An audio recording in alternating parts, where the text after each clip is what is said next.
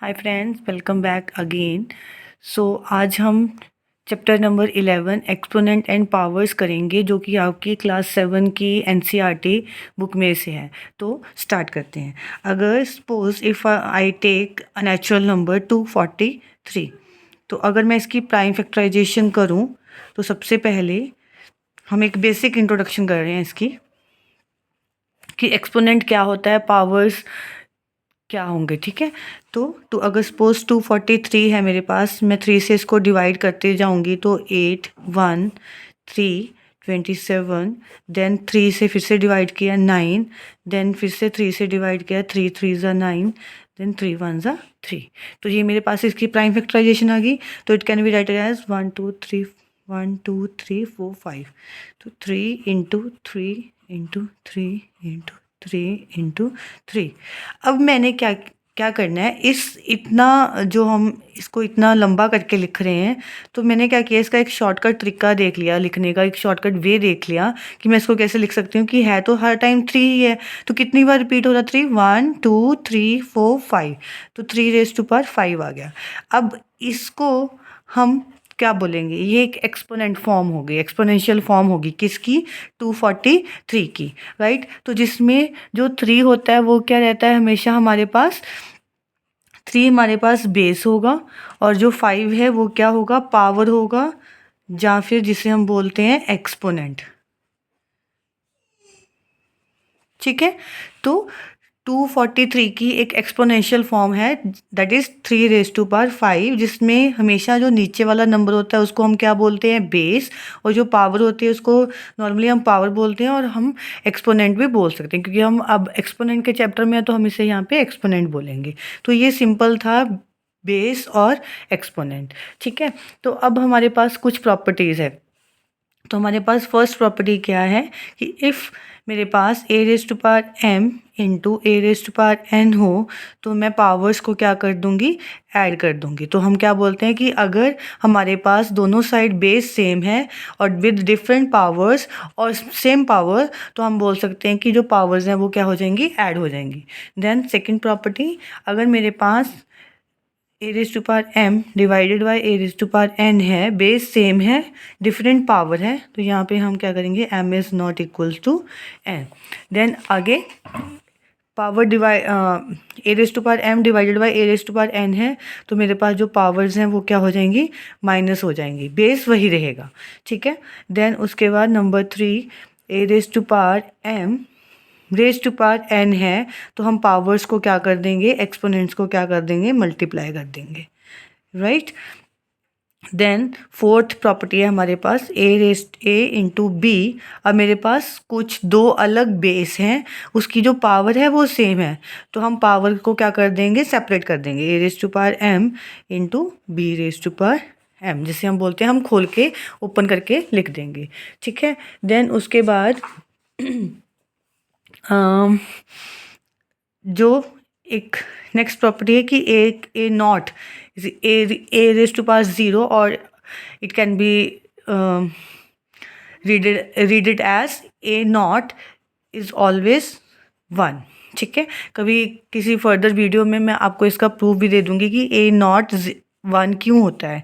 Then उसके बाद अगर हमारे पास एक और प्रॉपर्टी आ जाती है, कि -1 है सपोज, और उसकी अगर पावर ऑड नंबर रहेगी,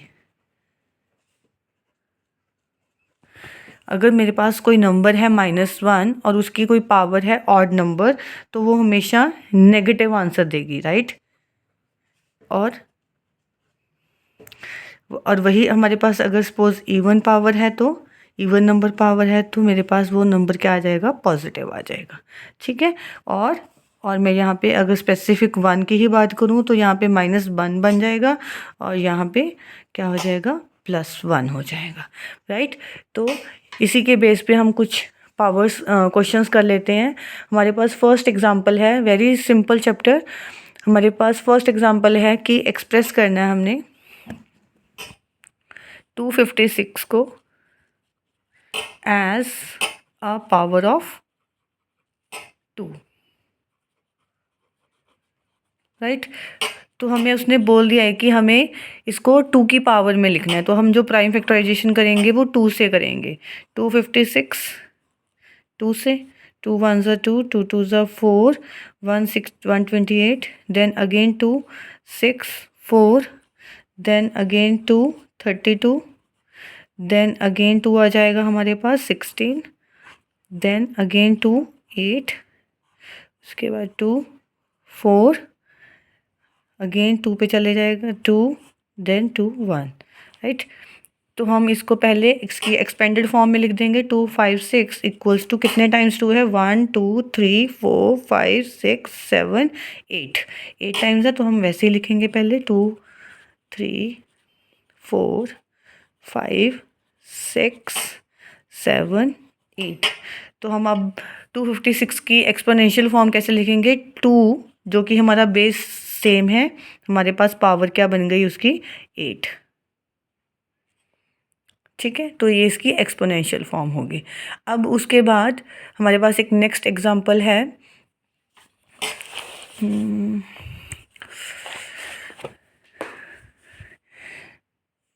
express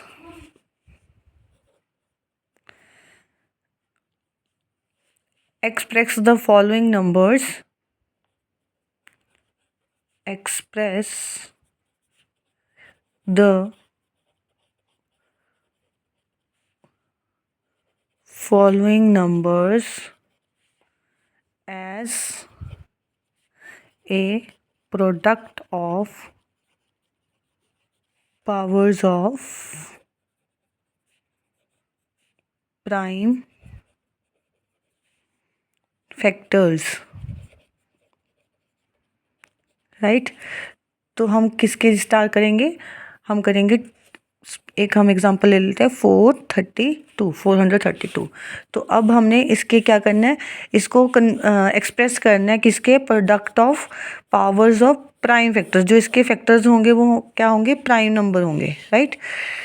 तो 432, तो सबसे पहले हम 2 पे डिवाइड करेंगे 2, देन 1 6, देन अगेन 2 पे गया 1 0 8, देन फिर से 2 पे करेंगे 5 4, अगेन हम 2 पे करेंगे 2 7, देन 3 9 3 3 3 1, राइट।